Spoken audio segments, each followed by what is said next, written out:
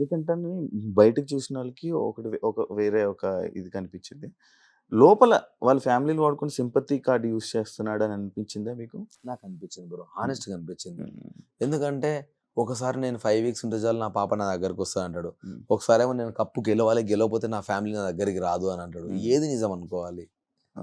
ఒక్కోసారి full flirt చేస్తా ఉంటాడు అమ్మాయిలతోటి. హ్మ్. ఒక్కోసారి చాలా సీరియస్‌గా వెళ్ళిపోతా అవును. ఉంటాడు. ఆ! నిజంగా నాకు ప్రామిస్ బ్రో. నిజంగా హ్మ్. అంత ఫ్లక్చుయేట్ అయ్యే పర్సనాలిటీ నేను చూడలేదు. హ్మ్. సో, నేనేమనుకున్నా అంటే వీడికి ఎంత ఫ్లాష్ బ్యాక్ జరిగింది బ్యాక్‌గ్రౌండ్‌ల ఇంత ఘోరంగా ఫ్లిప్ అయితున్నాడు అని నాకు అనిపించేది. హ్మ్. కానీ కొన్ని కొన్ని సార్లు పొంతన ఉండకపోయేది. హ్మ్. సో, నాకు నిజంగా ఇప్పటికి 3 వారాలల్లా ఒక మనిషిని హానెస్ట్‌గా నేను అసెస్ చేయలేకపోతున్నా అంటే మణికంఠ, మణికంఠ. ఆ తర్వాత విష్ణుప్రియ ఇద్దరిని. ఆ! ప్రాపర్‌గా అసెస్ ఎందుకు చేయలేకపోతున్నా. విష్ణుప్రియ ఏమైంది? ఇప్పుడు పృథ్వీతో చాలా ఫుల్ క్లోజ్‌గా మాట్లాడుతా ఉంది కదా! విష్ణు ఫుల్ మస్తు బడ్డీ, అవును. బడ్డీ, బడ్డీ. డైరెక్ట్ ఓ రోజు ఏమన్నదంటే జోక్‌లు అన్నదా? మరి నిజంగా నాకు అర్థం కాలే. ఇట్లుండి he is like a bro to me. నేను జస్ట్ కంటెంట్ కోసం మాట్లాడుతున్నా అంతే అని అన్నది.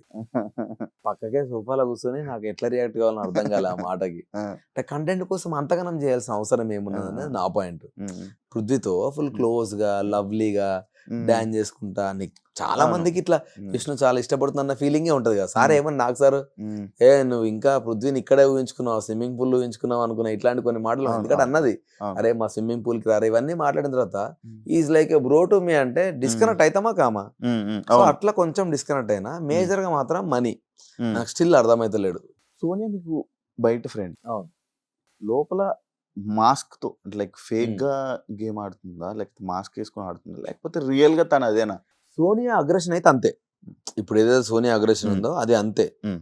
కానీ ఫిజికల్‌గా ఇంకా తను ఆడట్లేదు. ఆడాలని కోరుకుంటున్నా నేను. హ్మ్. ఫిజికల్‌గా ఓన్లీ స్నేల్ టాస్క్‌లో మాత్రం. హ్మ్. ఫిజికల్లీ ఒకసారి తిట్టినా కూడా నేను. అంటే "నువ్వు ఇంత స్ట్రాంగ్‌గా మాట్లాడే అమ్మాయివి. హ్మ్. నేను ఫిజికల్ టాస్క్‌లు వీక్ అని నువ్వే ఎందుకు చెప్తున్నావు సోనియా? చెప్పొద్దు.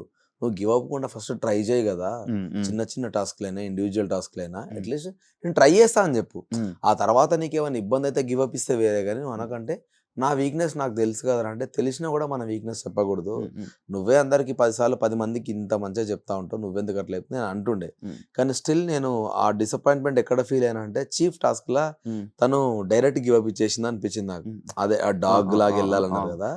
కొంచెం టెన్షన్‌లో పానిక్ అయిపోయింది హ్మ్. ముందే. హ్మ్.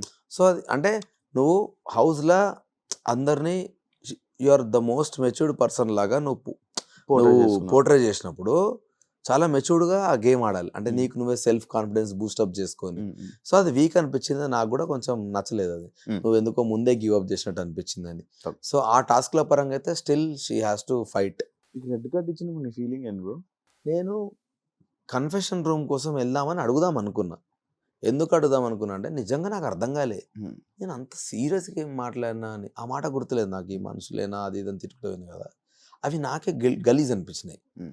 సో, దాని గురించి డెఫినిట్‌గా నేను తప్పు చేసినా సారీ చెప్పాలనిపించి నేను సారీ చెప్పేసిన. సారీ అని. సెకండ్ టైమ్ కూడా నాకు సార్ వద్దన్నప్పుడు నాకింకా రిక్వెస్ట్ చేయబుద్ధి కాలేదు. ఎందుకనంటే ఈ రెడ్ కార్డ్ అనేది ఫస్ట్ టైమ్ నేను కూడా చూసిన హౌస్‌ల. First time. సో, ఇంకా వదిలేసేయి లైట్ అని మా నబీల్ నువ్వు నా బట్టలు రెడీ చేసుకోరా అని చెప్పి నేను వెళ్ళిపోతా ఉన్నా.